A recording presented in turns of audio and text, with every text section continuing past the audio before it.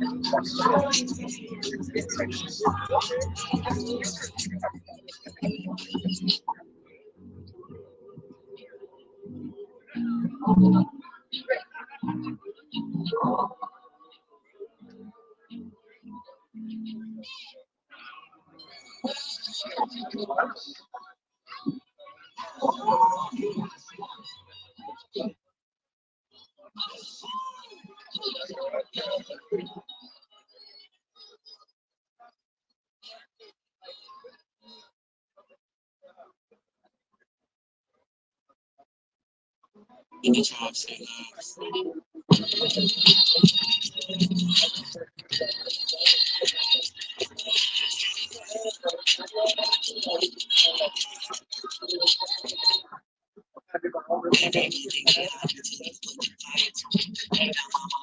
I was coming in like a fluid. They got no more water since I saw excited to it. They got I want no more. It must be the line that you want. I think you want your hands if you really so fine to do.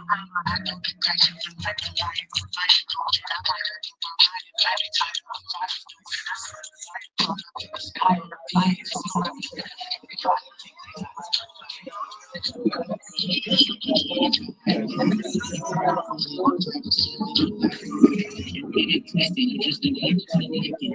Every movie they have until you put it right. Can't go up on you, did I was put this in my you got to go to promises for so much like you do. They got to walk in your head, it was me. I said, don't take them out to the day. I know I might tell the time I just copy and change. And now they copy and change. Now they copy and change. Get roses, copy and copy. Walk off and call you a lame.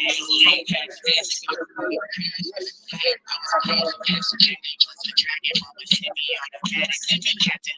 They just have a candle in it. Just was trying to take the ashes on the bed.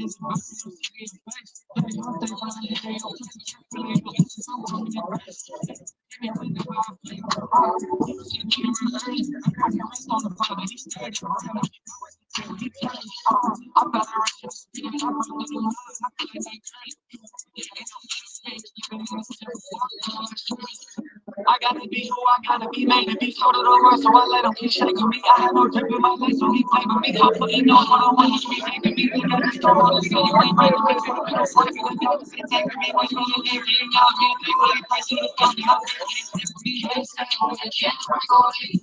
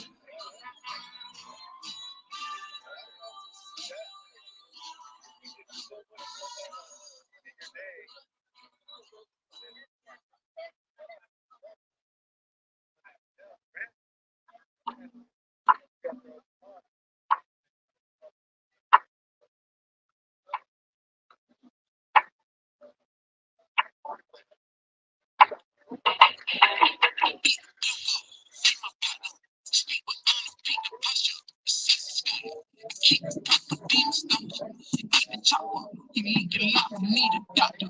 Keep the chopper. I see the box, stand holy. Stand low. Take control of favor. Hey, no. Fake it for me, local basis. I'm going places. I'm closing cases, poker faces. No phony flaking. Jehovah said the young crazy daddy Clayton County resident. I've been places you never went. I got cousins who spin the block and make the chopper stutter like a speaking impediment. Sailor Harmony, the reason you buy booty probably cause you ain't reading the testament. It would lessen your lessons unless sin is just your element. It's elementary like elemental P. I can go from short to good. Hello, everybody. Lord, take control of favor.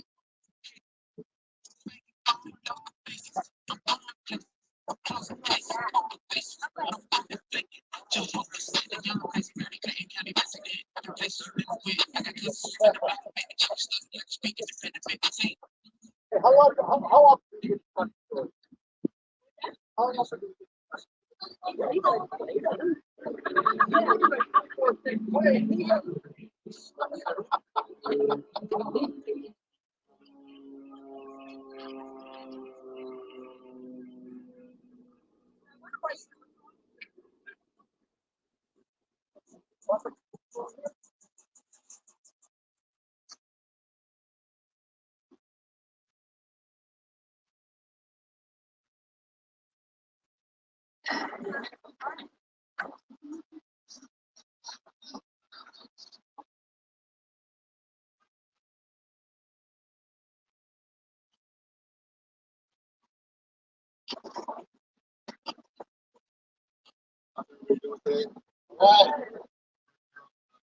pretty, pretty unfortunate circumstances. Our brother Tim passed away just recently, and there's no better way to honor him than to come together and just remember him and talk about his life and go around the people that knew him and loved him.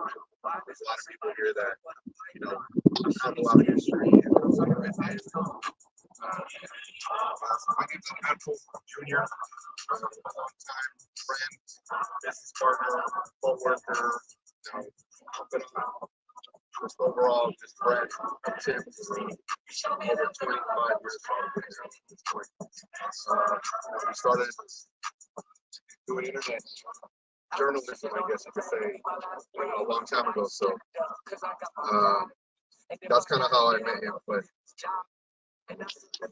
we have a really loose program today. Pretty much Tim would have wanted us to all come together and just make this happen for him and for everybody to just have a place to say something about Tim. He was a great guy, helped a lot of people, was a very selfless person, and a lot of people owe a lot of stuff to him that and a lot of people don't know what Tim really did for the industry that we're in, that we're a part of. And this is our attempt to at least remember him in that way. Again, my name's Alberto, longtime friend of Tim. I just want to introduce and welcome everybody. Welcome everybody to the memorial. Raise this up a little bit here. I'm not normally the MC or the guy that gets up on stage or anything, so yeah, I don't know about that stuff. But appreciate you in the back right there. The quality control, appreciate it. So yeah, again, just here to remember Tim. We all love Tim. We all want to remember him in the best way possible. And this is our small attempt at making him proud of us and keeping his memory alive. So that's our introduction.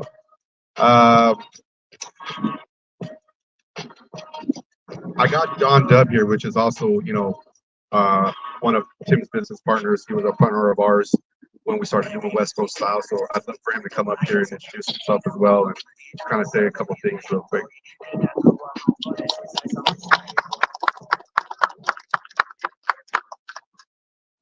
Thank you, Judy.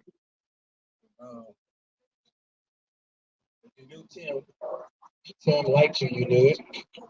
Tim had a problem, you knew that too. He was my kind of guy because he was a straight shooter.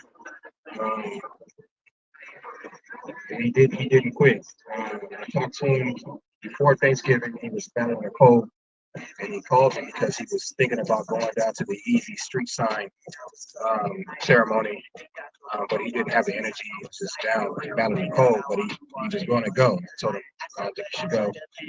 We found another way to get coverage for that event. But I say that because that speaks to his spirit. Even with the health issues and everything he was going on, the wheelchair didn't stop him. The health issues didn't stop him. When he was in the rehab, he was still working, calling, checking in on people. He's in the rehab, calling, checking on people. That's Tim. Um, solid dude, man. In terms of just being a real person in this industry, people can prop themselves up to be anything, but outside of all of that, personally, Tim was solid. The rider, so West Coast Riders, his name broke me because that was his spirit. My brother, and he listened already. I used to get random calls any time of the night. Dawn, what you doing? 1, 2 o'clock in the morning, 10 people trying to find content to support artists that he thought needed support. He synced all that. But that was Tim. He loved, he had a passion for the culture, he had a passion for music, and he loved people. He was genuine. He was a good dude. And I have a lot of memories that I'm gonna keep rocking with him, and we're gonna keep this alive. We're gonna keep his name alive because a lot of the stuff you see happening today is because people like Jazzy and Tim came together when it wasn't popular, and there's no glitz and glamour and writing articles. It doesn't come with a lot of accolades. Congratulations. But he was consistent for over 20 years doing that, supporting other artists on their journeys to become famous. And we want to make sure that his name gets recognized and stays up there as it should be. Prayers and condolences go out to the family. Mel, heart goes out to you. And you guys need anything, nephews, family, reach out. God bless.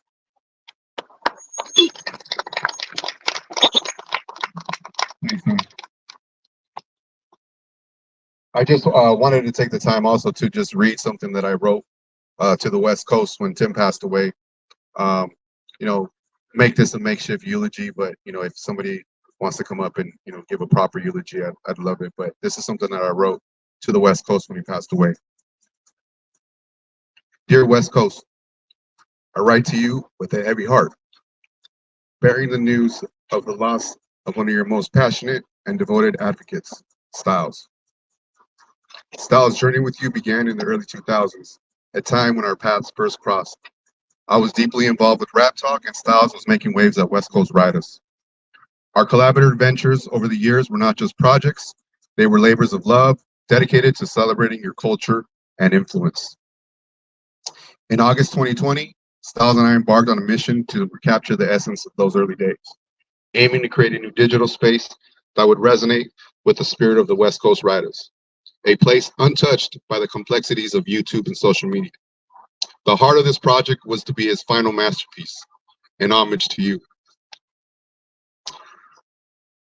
Styles suggested we name this venture in your honor, encapsulating the essence of what you represent. Initially hesitant, he eventually warmed up to the idea, seeing it as a fitting tribute to his lifelong dedication to you. His commitment to this project was unwavering, even amidst his health struggles. He lived and breathed this venture, tirelessly working to bring together a team of influential voices who shared his enthusiasm for you. His determination to showcase both up-and-coming talents and established artists was a testament to his belief in the diverse and dynamic nature of your culture.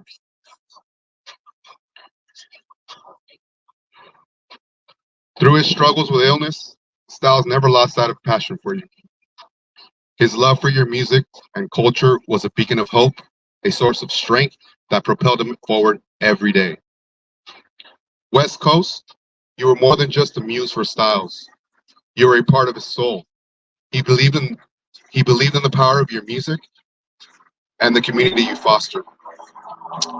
His dream was to further your legacy, a dream that he pursued until the very end.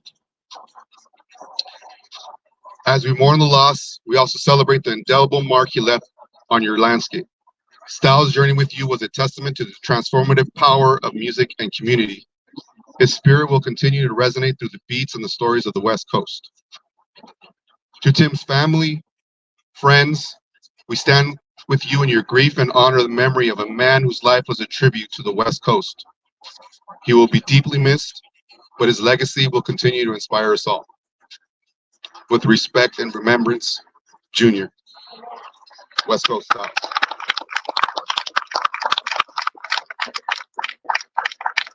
So I'd like to invite anybody that wants to come up and share a couple memories of Tim. Jazzy wants to start it off. I know Jazzy and Tim, they went way back, so nobody better. Oh, got the news 2 o'clock in the morning. Glasses Malone called me and told me that we had lost Styles. I talked to him a little before Thanksgiving. First of all, I'm Jazzy. I manage a lot of well-known artists. I'm not going to say who the artists are. It's about Styles. Uh, Me and Ice-T was some of the first MCs on the West Coast. And Styles blew my mind when he met me. He knew everything about me because I'm more known on the management side and educating people about the music industry. And Styles he knew my whole history. I bought property in San Fernando Valley by Hanson Dam. And he know my whole family. He knew my children. He come to my house. And so we start doing, he said, man, I want you to be a part of West Coast Riders. So he had a passion that's unbelievable. He West Coast Riders was the perfect movement for him because he was a rider. He would come to my house. He said, Jazzy, because I knew all of the well-known artists. So he told me who he wanted to meet, and I made it happen. So I started doing an educational forum on West Coast Riders, and it's the first website that had an educational forum. We educated artists about copyright, publishing, mechanical royalties, and so we also started West Coast Rider Radio, and that man never got the respect that he deserved. Kendrick Lamar, J Rock, Glasses, Problem. I can go on and on. Their records, the FM radio would not play them on the radio. I had a studio from 1996 to 2019. I just closed it in Sylmar on Hubbard and Glen Oaks. And that was the radio station for all the up and coming artists that could not get a shine on FM radio, West Coast Rider Radio. And I can go on and on. If you didn't get played on FM radio, you got played on West Coast Rider Radio. West Coast Rider Radio got popular. So he would call me and say, hey, I want to interview this person, interview that person. We would either get in his red truck and we would go and interview people, or I would drive him, or he would come to my house and we would do it later. He was really good at, he premeditated everything he did. So I won't take too much time, but that was a good friend of mine. I started traveling and doing motivational speaking, traveling the world, and he still kept going. So when he started the new thing, he said he wanted to interview me. I said, no problem. And he interviewed me. We started back talking. But I say that to say the Kendrick Lamars, the Problems, the Bad Lucks, the Glasses Malones, the Dub C's, he interviewed, and everything Dub C did, he supported it. So what I'm saying is, you would never know how hard he pushed. I mean, because everybody that he pushed for should have been here. I stopped what I was doing. Everything that I was doing, the group that I represent is doing a documentary, a very important documentary. That wasn't important to me. I stopped what I was doing, me and my friend Lee, and we made sure we was here. Because all of those guys are millionaires. They're not here. I don't care what I was doing. It was not important. I wanted to make sure I was here because he brought me on West Coast Riders. And from West Coast Riders, I got a lot of opportunities. So, we're not promised tomorrow. And I love that guy. If there's anything that I could do for the family, I'm here, my number. I love that dude, man. And there was he had a phone and he changed his number. And I got some weird stuff on my phone. And I said, wait a minute, this is crazy. And then he like, no, so Styles called me and said, come on, big bro. And I broke down and cried because he said, big bro, you know I wouldn't send nothing weird like that. He said, I look up to you. He said, I love you, big bro. And that was the last comment. I talked to him twice after that, but that was the last long conversation we had. So I had to be here, you know. And all the artists that I know, all the stuff that I did is not important. I love that dude, man. All my children know him.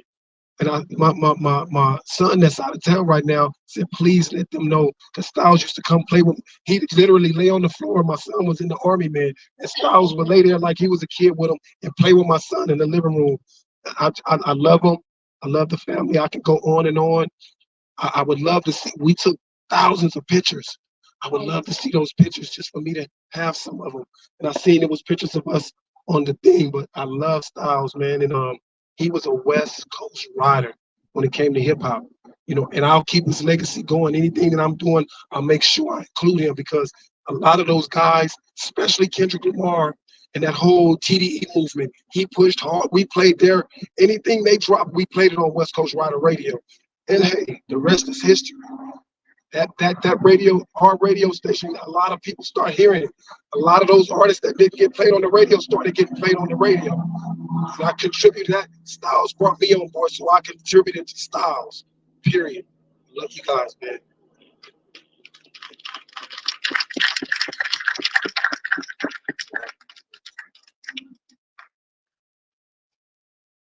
Anybody else?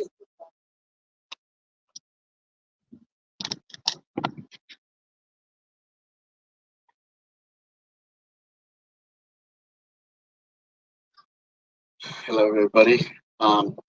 You may not know who I am. I know Camille does. I was Tim Sanchez's best friend. We were together for 40 years. He was only 1 year younger than me. If I could, I'd like to just take you down memory lane. Because I know y'all know Tim Sanchez's styles and all the things he's done for West Coast Riders and everything. Personally, I don't know any of that stuff. I knew him as my brother growing up, doing all the things that we did. And that's the part that I will always remember and I'll never forget. And I just want to let you guys know that I want to unravel that story for you all. We met, we were teenagers at the age of 13. We all joined up and gave our lives to the Lord at a church called Praise Chapel in Sun Valley. We're all San Fernando Valley guys. So it's kind of funny for me to be here. I'm like, we're in El Monte. We would have never been in El Monte. Yeah, we were Valley boys. The San Fernando Valley, that's all. That's all we ever knew. And so yeah, we both gave our lives to the Lord. We were 13 years old. And the things we did, the escapades, there was 3 of us. And I know I saw one of the pictures there. I'm probably sure Victor would send it to you. Pictures of we had our prom together, and they had their own Christian rap group known as the Red and Blue Destruction Crew. And while they were doing that, I was a drummer and singer in our Christian rock band.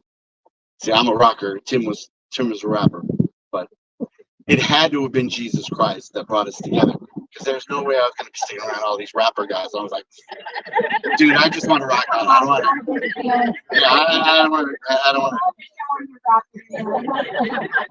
I did help him out. We went to we did several concerts and stuff like that. We went, church to church, different places, played conferences, did things. God moved, more than you could ever imagine. God moved. People gave their lives to the Lord. People got healed. People got set free. God opened the door that they were able to go, and they went to Liverpool, England, and got to play for some of our missionaries and the churches that they had there. God moved tremendously there. They were doing that. I was with our rock band, and we got to play it. I got to go to the Philippines and preach and stuff, and just so many things that they did. Tim was the type of person that the way we knew him was he was our Bible answer man. He knew every scripture and where it could be found. And it was funny. I still remember that he was the very first person, the very first teenager to ever get to preach over the pulpit on a Sunday morning within our church. And for most people, that may not seem like a lot, but if you're a Christian and you know about going to church and stuff, you don't let anybody just preach on a Sunday morning in a church. That's not scriptural. That's not what you do. You have to know that you have a word from God to be able to preach over the pulpit on a Sunday morning, and to be a teenager and preach over the pulpit on a Sunday morning. God's got his hand on it. You know, we did a lot of things. I can remember one time we were on an outreach, and people may not like it or anything like that, but we were Pentecostals. We were, Bible thumping, Holy Ghost, tongue speaking radicals.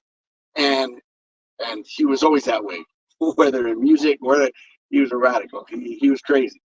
And we all got together one night, and we went to a place called St. Finbar's Church. They were having a get together and stuff, and the priests were raffling off bottles of wine and stuff to the older adults, communities and stuff, and they're doing all stuff. And we just got crazy. We climbed the fence. We jumped up. We climbed up onto the roof of St. Finbar's, and we started preaching the gospel. The cops would call. We had to sit on the edge on the street corner and stuff, and they're like, "What the heck are you doing?" It's like, we're just telling people about Jesus. That's all. At a church, at a Catholic church, well, yeah, they look like they need Jesus right now. And so, it's what we did. It's how we grew up. We each of us, growing up, we each had, when we were going to school, we each had our own Bible studies. We had conferences and stuff where we had Bible studies in like 15 schools within the San Fernando Valley, middle school, high school. Tim had his Bible study. I had my Bible study for a few years. The last few years of high school, him and I got to go to the same school, so we were working together with our Bible studies and stuff. And it was just amazing time just to be able to be brothers in arms and just go through good and bad and everything that was all around. If if you ever seen Tim walk and you ever wondered, why he's got that gangster strut, he had that limp on him. Well, that was because I think we were like 16 years old, and church was over, and we were in the church parking lot, and one of the young brothers had one of those mopeds. This was before, motorcycle stuff. He had a motorized bicycle. So we were all taking turns riding because we thought it was the coolest thing. This was like, 86. And, we were all taking turns riding. And then Tim said, "Yeah, I want to try it too." I was like, "Dude, you sure? You sure you know how to ride it? You sure you're good?" Like, "Yeah, man, I'm good. I can do it. So he gets on that thing, he pedals, and he goes. And as he's going, he's getting closer and closer to the wall. And we're saying, "Dude, you got to turn or use the brakes. One or the other. Turn, use the brakes. Turn, use the brakes." Something. Didn't use either one. Slammed straight on into the wall. It's because of that. I believe he had to have like 2 or 3 pins in his knee and his shin bone and everything, and he had to have surgery and stuff like that. And we felt sorry for him, but we couldn't help but laugh also. We were like, "Dude, we told you don't know how to ride it. What the heck are you getting on there for?" Yeah, it was. And so for the rest of his life, we kidded him about that. We're like, "Hey, you remember that time? Yeah, that's why you gangster strolling, dude. You don't know how to ride a bike."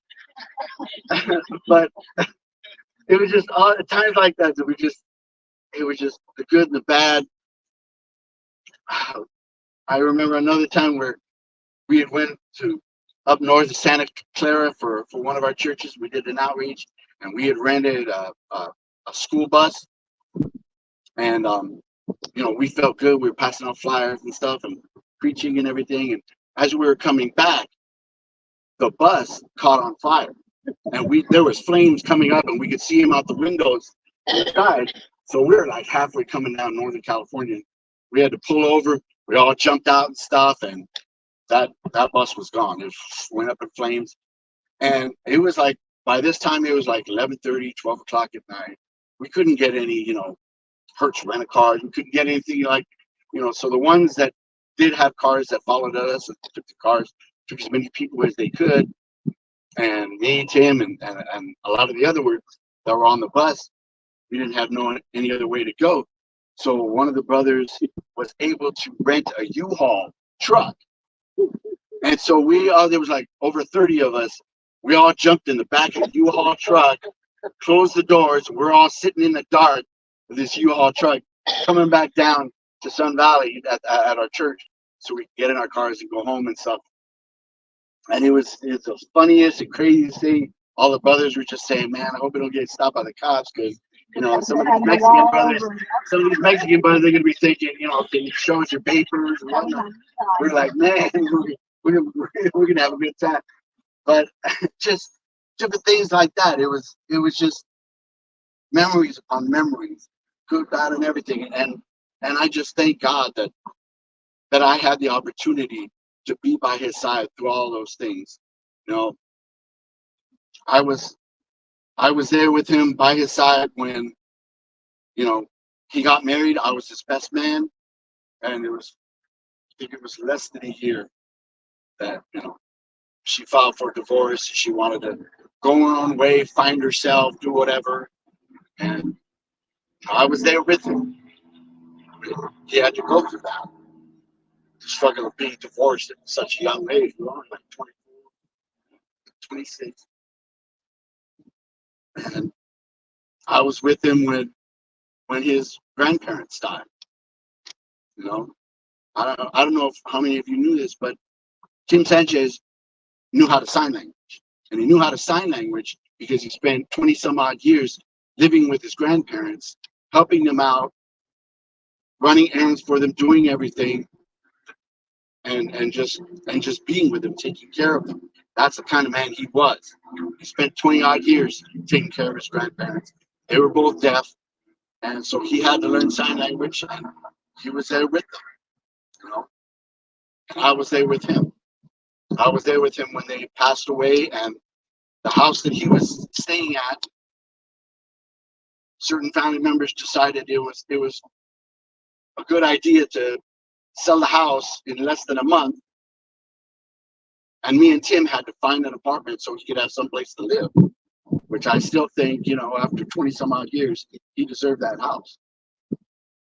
And that was that might not be too fun, but that's a personal thing that me as his best friend, I was there with him, and you could have seen how ticked off I was at that situation. I was like, well, bro, it's just you and me then. You and me against the world. And I was there with him when he was having problems. We were living together in an apartment, and he had to have surgery and stuff because, he wasn't taking care of himself with his diabetes and everything. And, I was trying to, take care of him the best I could, help him out. I didn't get to stay with him that long because then I ended up getting married and doing my life and stuff. But I was there with him. I was there with him when his dad, I don't remember if he was getting remarried, if he was doing his vows, and we were in the back house of that house on Penrose, and his dad was drunk off his butt, renewing his vows. It was the most unique situation I could ever be a part of. I was just like, well, bro, it's family. What are you gonna do?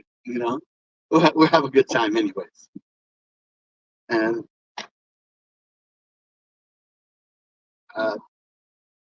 the only thing that I wish I could have been there, it's give and take. That I wish I could have been there when he passed away.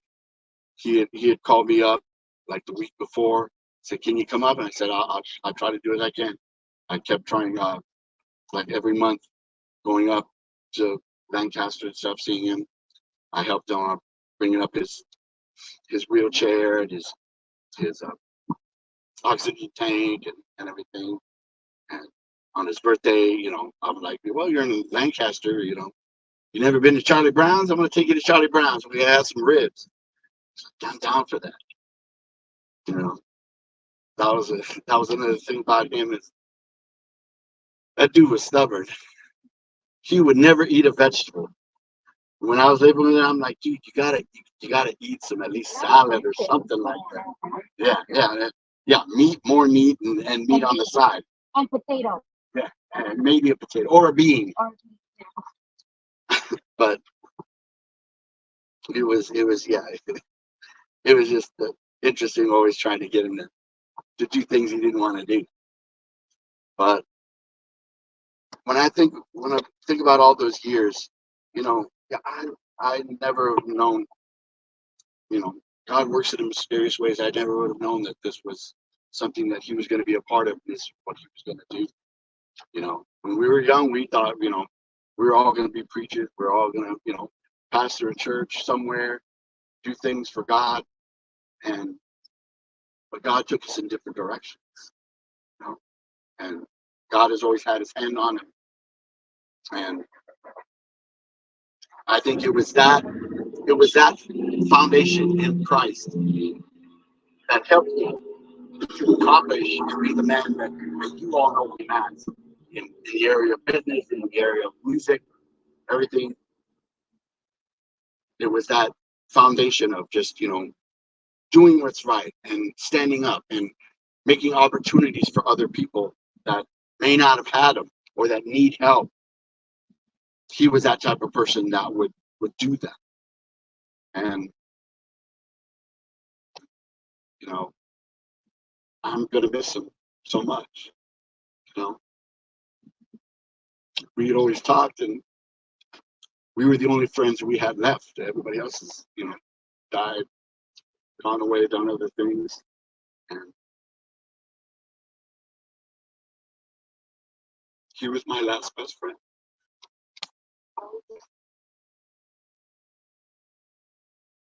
I know he's in a better place. I know that he's in a better place. And so all the drama, all the things that were weighing upon him, they're gone. And I want to read a scripture that I put on my Instagram for him.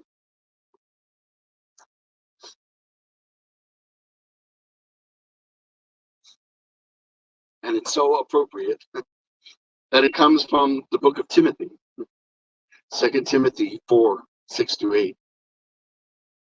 For I am now ready to be offered, and the time of my departure is at hand. I have fought a good fight, and I have finished my course. I have kept the faith.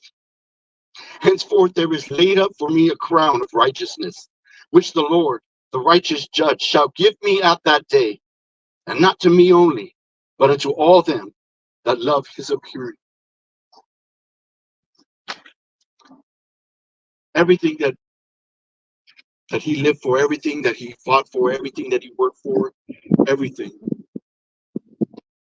I believe he could say, I fought a good fight. I finished my course. I ran the race. I did what I was supposed to do.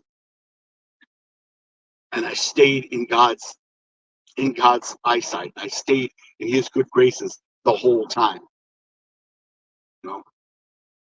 I have no question of where he is.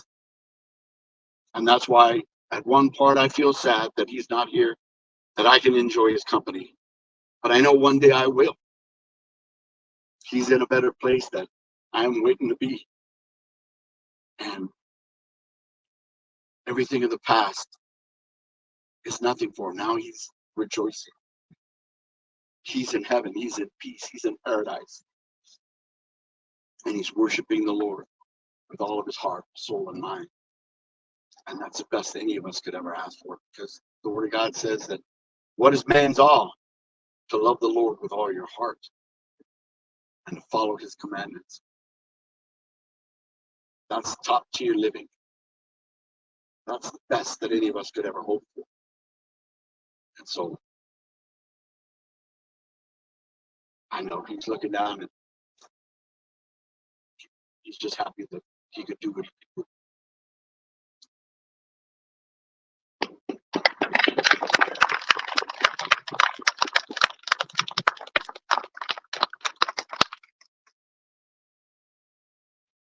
Awesome. Man, it makes so much more sense now. It really does, right?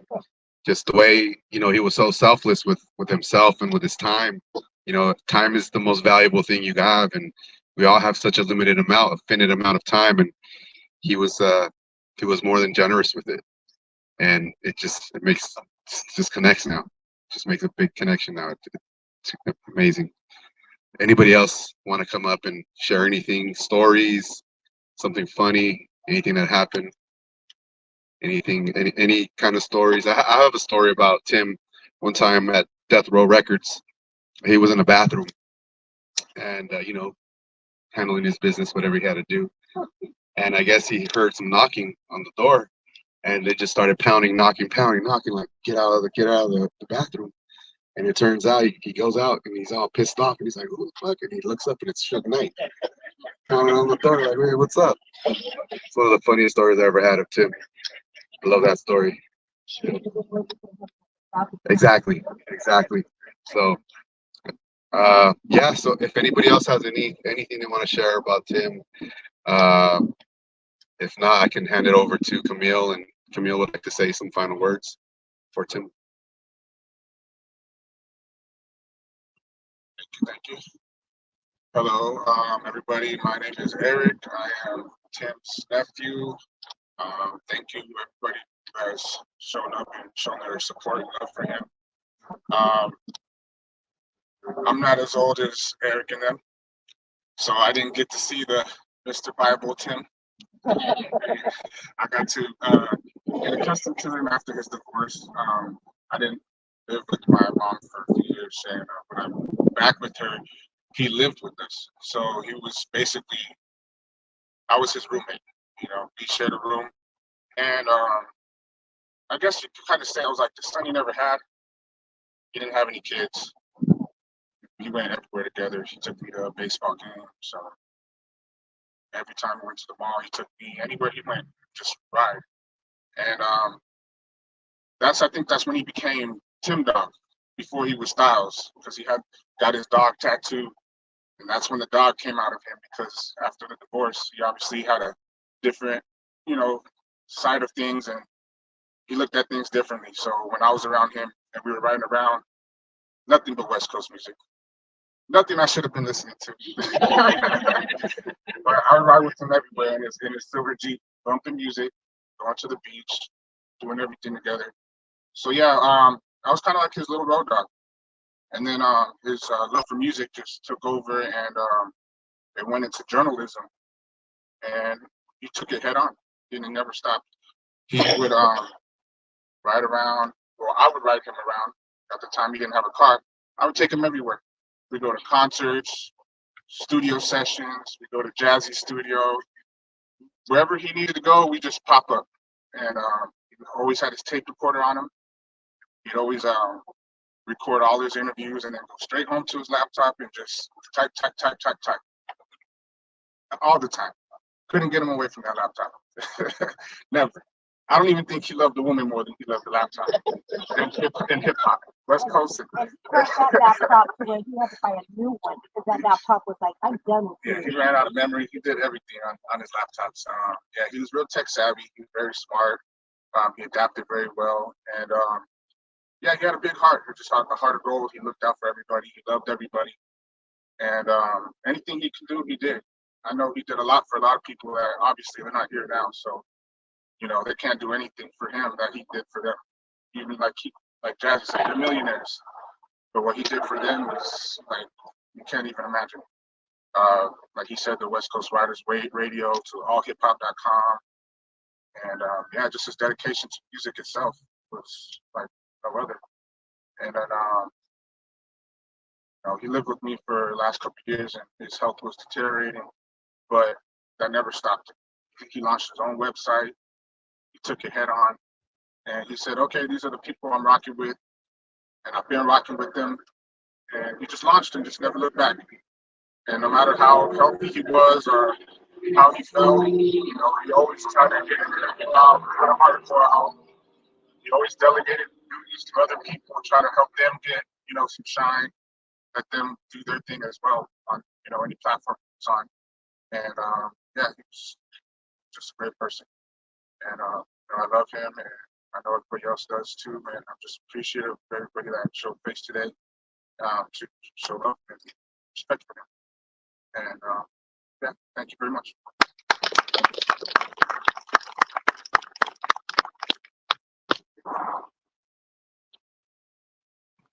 Oh man, yeah, just a lot of good stories with Tim, a lot of good memories with Tim.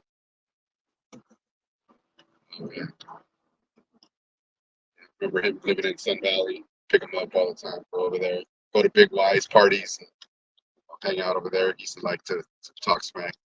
Yeah, and rest in peace, Big Y too. Yeah, that was one of his big brothers too. He always talked about Big Y and how much he loved him. And he was real heartbroken when he passed away.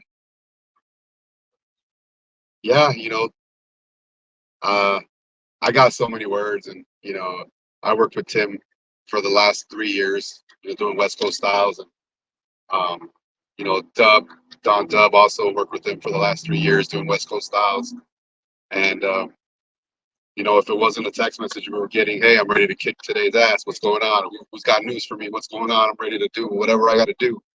What am I posting today? If it wasn't him, motivating us to do something about it, or, getting up and, saying, hey, dialysis kicked my ass today, guys, cover for me, and then there was Don, or there was Chad, or there was Shad, or there was somebody, posting something up and, getting some posts up for him and, trying to make him proud, because he brought a lot of talent together, even if it wasn't an artist or a music producer or somebody, he brought journalists together. He brought writers together. He brought people that knew how to write and knew how to connect with people, and gave them opportunities. It wasn't just the musicians that he was putting on. He was putting on other journalists too.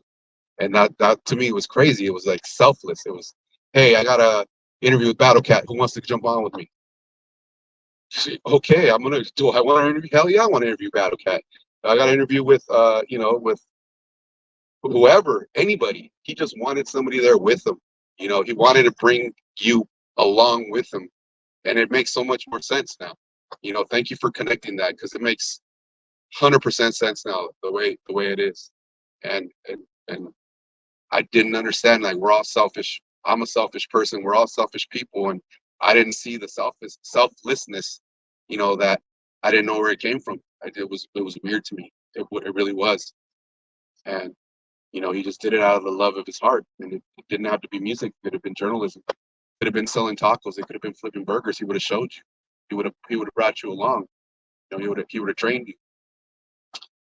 Oh man, ran the streets, man. We did a lot of reporting together. Did a lot of video interviews together. Went viral before it was viral. Before it was anything that we knew was viral. We had actual artists calling each other, talking shit, calling each other, asking what happened, calling each other, saying, hey, this is this, and that's something that he was a big part of. And like you guys were saying, like, whoever's not here, it's okay. There's a lot of alumni that we came up with that are in those positions now, that are executives at record labels or are $1 million artists, that we were all in the trenches together. We all got our hands dirty. We all got our knees dirty. We all got our elbows in. We got our elbow grease in. So, it's a legacy that he's going to leave. And it's a legacy that he is leaving, because he was a part of a very, very, very crucial part of West Coast music coming up in the blog era. And if you want to talk about blog era, Styles was the blog era. If you want to say something, Styles was the blog era in the 2000s, when blogs were blogs. Like, we were blogs. And he was a part of all of them.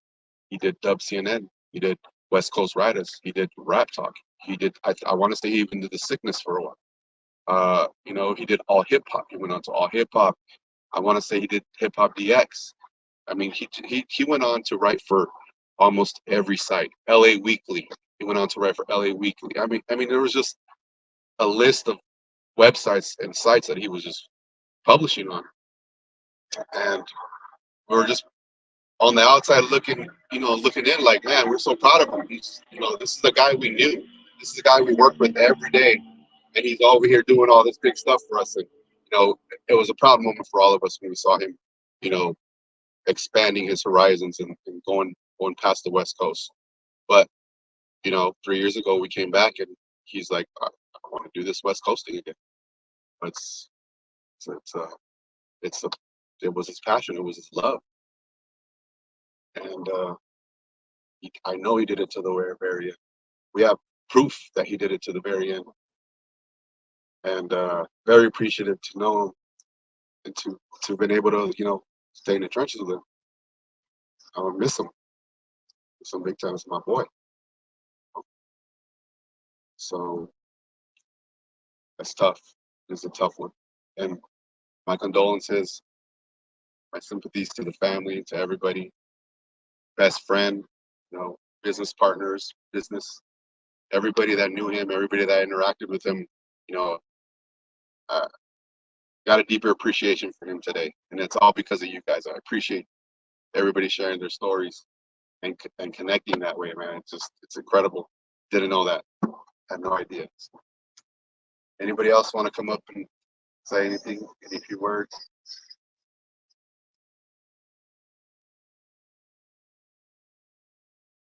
Righty. Yep. Right. Rush.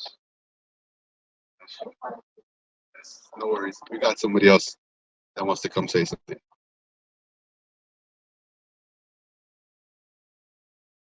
Everyone, I'm sorry I'm late. I try to get here. Yeah, I'm glad I could have missed this. Before I knew Tim back, like there a long time ago. We were Christian rappers. It started as a gag, and then but at the time we were like hardcore Christians. We believed that at the time that was the thing. We really believed it because I myself was rescued from gangs, and so we used that to help people. And so he would dress like a Crip, I would dress like a Blood, and we were called the Red and Blue Destruction Crew. And we would go do concerts in the hood. We would go to Compton, Watts, Pacoima, and we would just, in our flyers, we would be getting arrested. In our flyers, we'd be throwing gang signs to attract gangsters. And then when they would show up, and we would tell them, hey, we would tell them the word. We would tell them, man, you got to change your life. You got to consider your ways. And I believe that me and him made a difference. Maybe nobody knew about it, but I know there's a lot of people that they should have died, should have been in jail, should have been dead because of other people, and we were able to, change them or help them change, or at least, hey man, wake up. What you're doing is destructive. And so, we could have made money, but we did not make any money. We went to Portland, Seattle. We did 37 concerts altogether. And the last one was in England. We went to Liverpool and Manchester. And I'm sorry, yeah, Manchester and Liverpool, they're rivals in soccer. And, and we went and we preached it, because we were both young and we really believed it, and we could have made money. And, me and Tim were like, you know what, we're going to finance our way. We're going to pay for everything. We're going to break even on the cassettes, because that's what we were selling back then. And other people told us, hey, you can make a lot of money. And we're like, no, we're not about money. At the time, now I kick myself in the butt. Like, we could have made some money. We could have did something. But we didn't, because you know what? We really believed that. And, because, when when we were young, we really believed that that was, the right thing to do, and we did it, and I was there when he broke his leg, and because he didn't know. Yeah, I went to go visit him. Broke his leg, and he couldn't exercise, or before that, last before, and we did a lot of crazy things.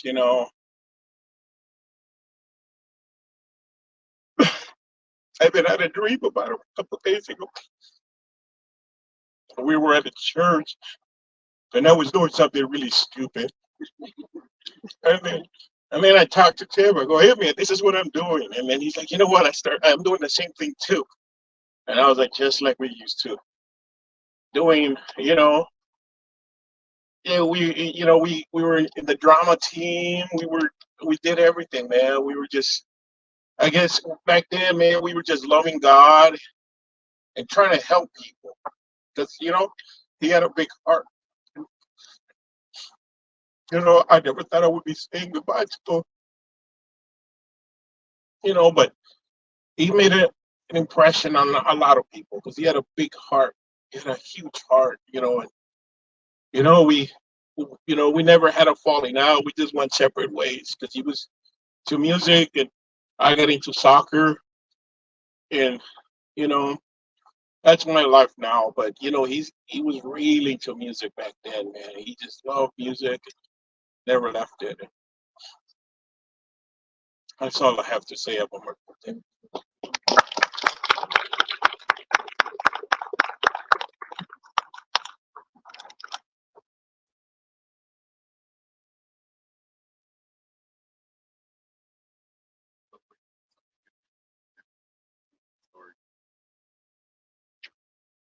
If anybody else wants to come up and share a little bit or anything, joke, anything, his favorite joke.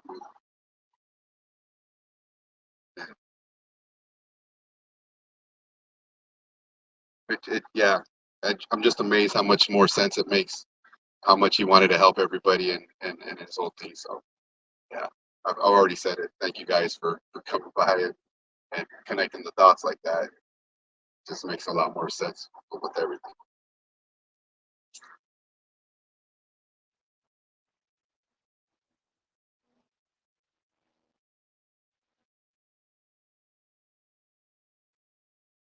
Give me a minute, guys.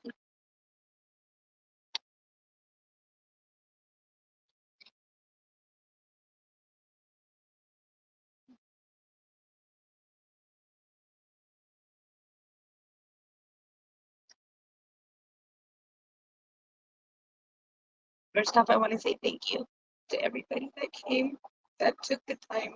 That's what's important. Um, it's not anything big. It's simple. Um, he loved everybody. He talked about everybody. So nobody here should feel like he didn't care, because he did. And I don't want to cry. I didn't want to cry. So bear with me. We're family. Like, if my blood. So I consider you guys family forever, because he loved you and he talked to me. And I know he bugged you because I've been there when he's been on the phone. 5 minutes, 2 minutes later, he's back. Well, I forgot to ask him about this. He was trying to set up the interview, or I can't remember what it was, but I remember him asking, is it safe to ask him these questions because of what was going on? I can't, it's on the top of my tongue and I can't remember. I was telling him too. Are you going to be able to ask him like the important stuff that we need to know? And he was like, let me call. And then he didn't. And then 2 minutes later, and I was like, leave him. I literally told him, leave him alone. Like, the Wu-Tang, the tickets, we were waiting. We went to eat. That was a whole other story in itself. But there's so much that, like you said, the pieces putting together about Tim. I could tell you some shit that you would never like even believe. Some funny shit. He was annoying. He was stubborn, but then we all are, and that's what we inherited from our family. Period. Um, but side by side, growing up, um, he amazed me always, and he was my little brother. So I looked at him in awe. And as we got older into adulthood, yeah, we all get busy in our lives, and we all wish that we could spend a little bit more time with him here and there and stuff like that. But he never ceased to amaze me because West Coast kept him alive. It kept him alive. That's what his passion was. And to see, you have to see somebody, somebody that has passion for something. You could say you like something and you love something, but this is beyond love. This was beyond love. This was in love, if you want to call it. It wasn't just love. His writing spoke for itself. I used to be in awe because I write poetry and we're musical. We come from a family loving music. My dad, since I was 2, dancing to James Brown. Like, music is installed in us. It's in our veins. It's in our veins. And not just me and Tim could hear one beat of a song and know what that song was, who sang it, when it came out. That's what we were. We were the ones that were hip hoppers, the rappers. We loved rap music, the hip hop. We shared that connection with each other. But to see that passion, that was a beautiful thing to see. And to see that he wanted other people to strive to be the best that they could be, let their talent speak for itself, to let the world hear this is something. These people deserve their flowers, even if they haven't been in the business for years. They deserve to have the chance to be heard, to hear their story, how they started it, what was their passion. That was his passion, is letting them show their passion about what they were passionate about, rapping, whatever it was. But music was something that it's installed in us. I can't even explain. You guys know, you love music, you love what you do, right?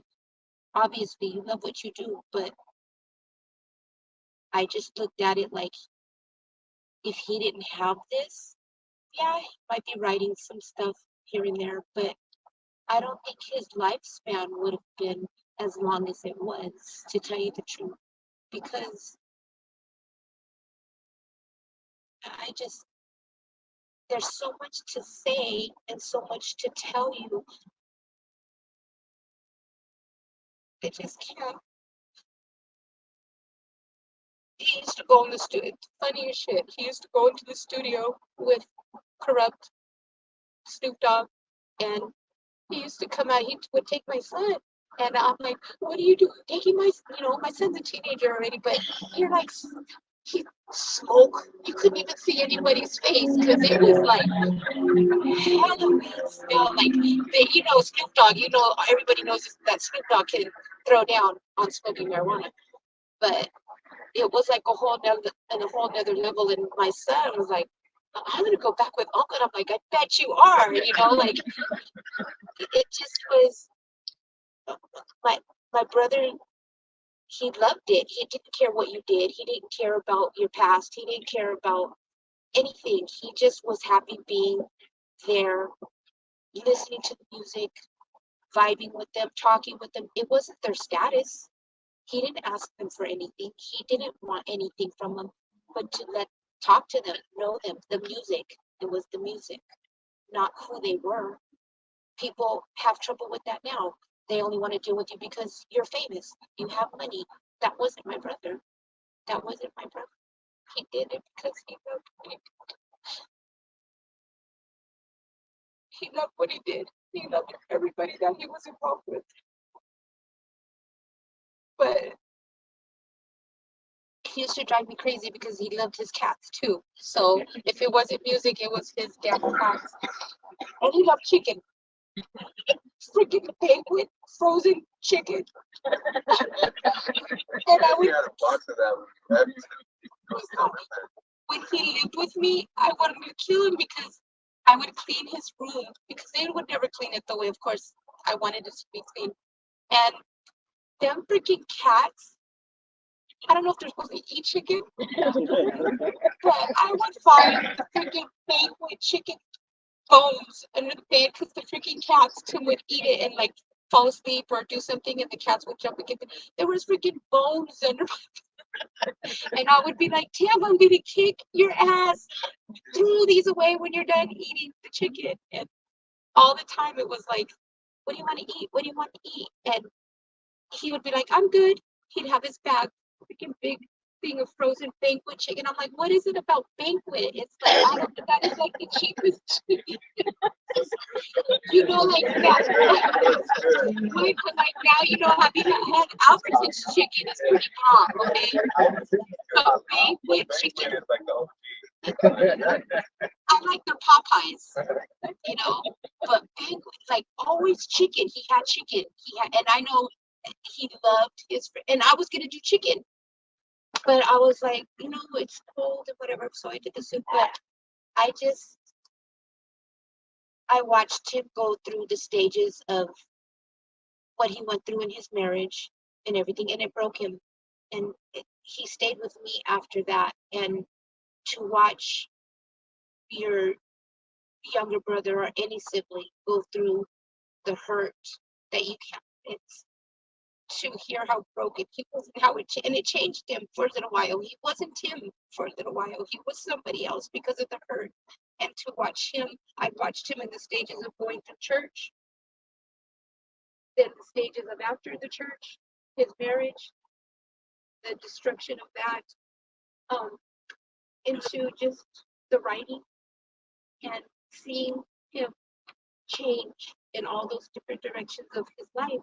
And I'm glad that I got to see that, even though it hurt me, that he was hurt. That's everybody in life. The stages you go through makes you who you are. But God, I gotta say, it was all God, because if he didn't know church, he wouldn't be the person that you know. That was his guidance. That was who put him on that path. It taught him to be in love with what you do, not just settle for what you do, but be in love with what you do, because that's what's important. That's gonna leave you your legacy. Not anybody you know, not anybody. It's what you do out of the passion of your heart. To be in love with something you do. We all get up and go to work, and sometimes we hate it. We do it because we have to survive.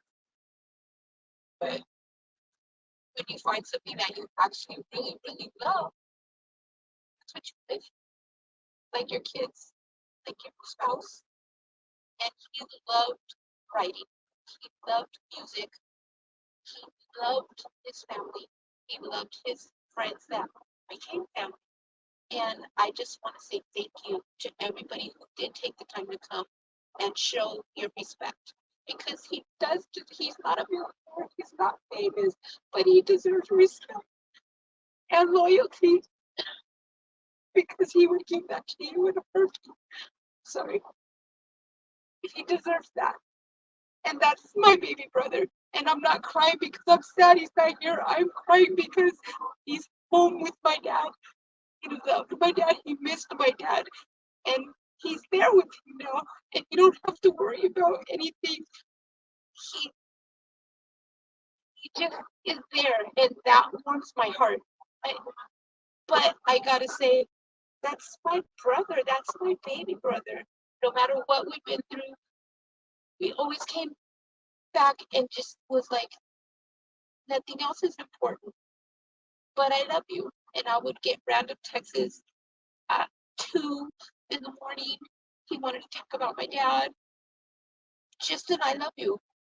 I love you, sis. I love you, sis. I love you too. Like, just it didn't matter if we didn't see each other as often, but we spoke. And the I love you was enough. And are you okay? Are you okay? I'm good, but I got to see him in action and I got to witness and that laptop was his wife. That was his wife. And like I said, he wore that laptop out and he had to buy a new one. That laptop wouldn't even function anymore. He wore those buttons out. And that was what I saw. And that's what I started. I watched him grow from baby to a man. But I watched him evolve because he's teaching me something. He's teaching me something. And I'm his older sister. So I respect him for that. And I give him his props. And I couldn't tell him that. But I know he's here. And I know that he sees it. And he knows I love him. That I know he knows. But he deserves that. So anybody who couldn't come that he helped build up, I'm sorry that you missed it. Tim loved you. He wanted you to succeed and, take time for people that you love, people that teach you something, teach people that respect you. Take the time for that because that's what matters the most. We never promise tomorrow. Nobody knows what's going to happen in life, but take that time. I'm talking personally from me because there was times that I could have been there and I wasn't. So give people their props while they're here, not when they're gone. And Tim gave you guys props and he put you out there so that you can be heard and be respected and people see your talent. I'm not mad that they didn't come, but I feel like that respect should have been given back because it doesn't take a lot to show that or say it. You don't have to be here. There could have been messages from people that you just take the time to show it. He stopped what he did to give back, to put you out there. And so that goes out of respect to do the same. I feel no resentment. I'm just speaking that people deserve their flowers while they're here, while they matter, not when they're gone. Because you can't tell him that, even though he is here in spirit, you can't say that to his face. And that's important. Sometimes people need to hear that what you do matters, that somebody loves you, and you keep going. And I want to see you be better. I want to see you be up there and make it, because I'm rooting for you. And that's what he did. So I just wanted to put that out there that we all go through things. But what matters at the end of the day is say it. Say it. Tell somebody that you love them. Tell them that I'm wrong. Tell them I'm sorry. And I speak from experience. And but I just want to say that we had good times. I know a side of it you guys don't know, but it was never bad. I can't say anything bad. I just, as an older sibling, I never wanted to see this happen for him, even though I tried to brace myself that it would happen because it happened and we watched my dad go through it. And so I knew what was coming. It just is a shock still. It still feels like unreal to me that I'm not going to get those random chances or going to eat and having to yell at him for something because he needed to take care of himself a little bit better. But that's everybody's life, and we're entitled to do that. And so I looked at it like that, like he's living the life that he wants. But to see him happy, to see him smile, and to see him talk on the phone to you guys, that passion, I'm always going to remember. That's going to stay because he respected you guys, and he respected a lot of people. I mean, yeah, I've seen him mad, I've seen him stubborn, but he still did what he could do. And so that is, he taught me something at the end of this. So I'm grateful for that. And yeah, I'm gonna miss him and I love him to death. But I just want to thank God. I thank God every day for giving Tim to me as a brother, for giving us Tim as a son, for giving us Tim as a cousin, a nephew, a grandson, an uncle. Like, thank you, God, for giving him a piece of himself that we can call, that was my uncle, that was my brother, that was my cousin, that was my grandson, that was my son, that was my friend, that was family. Everybody is family at the end of the day because you love my brother, he loved you just as much. So anything you guys, I'm here, whatever I can do. Um, I offer that out of the respect you show my brother today and every day that you've known him. I thank you for being in his life for 40 years. Thank you for being in his life for 20 plus years. Thank you, even if it was a year, a day. That was something because he cherished that and he took that with him and he's okay. He's where he needs to be. And I can't cry for that. But that's my baby brother at the end of the day. That's my heart. That's my friend. He wasn't just my brother. He was a lot of things to me. And I'm older than him. Not by just by a year, but still.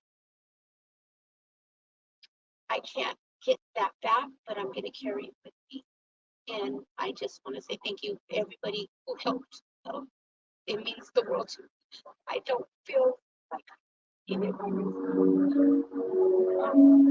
That wasn't never the intention to make anybody or make it seem, but everybody did something because you're here.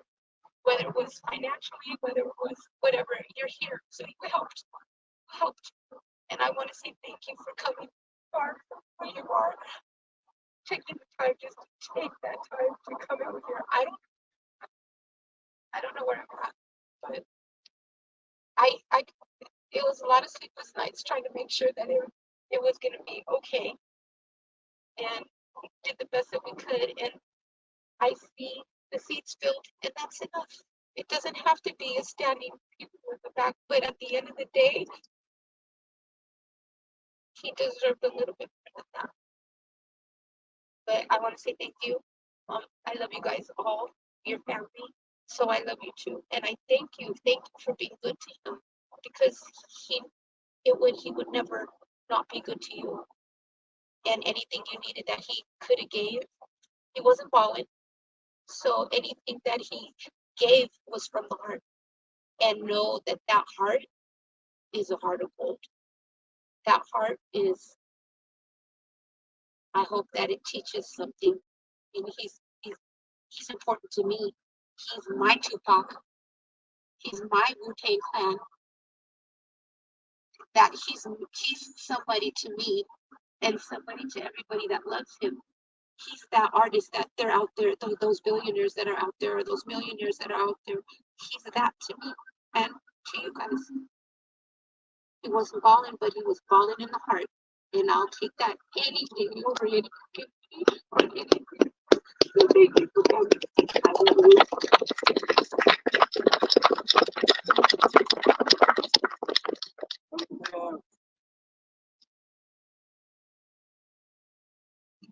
Thank you, everybody, for coming out. I just want to do one last thing, just a moment of silence for Tim.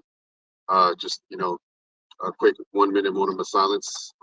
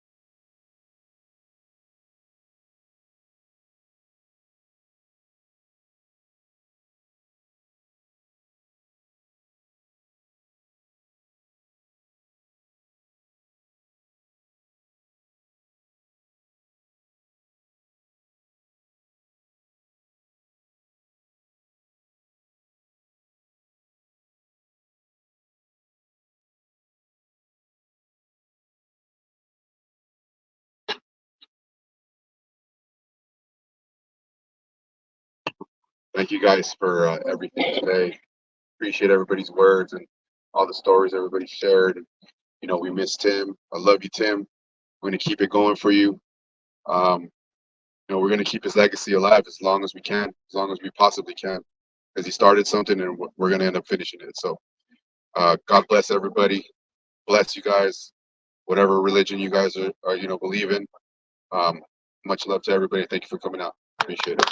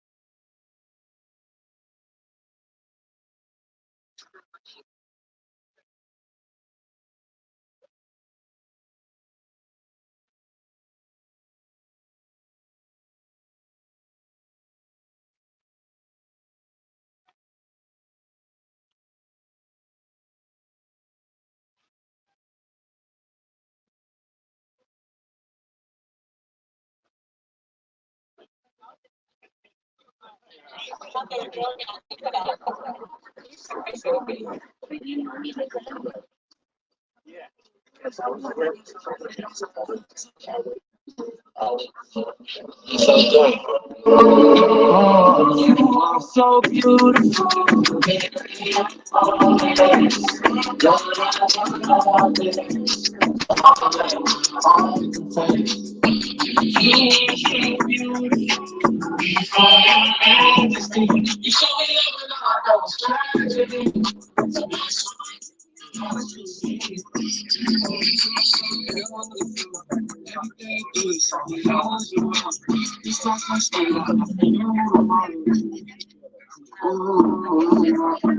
I can't wait to see your eyes one day. Think about it. And this is busy just to think it. Even with your love, it's not just about it. But for the good I came from, I would never mind. It's what my life on. I do it like this. He said, son, this is lifelong. Holy Spirit, groovy. How to learn, keep it right song. Put it out of the box. I see the shadows some tight song. Why did lose somebody's grip with a python? I shed skin, new heels. I got ice on.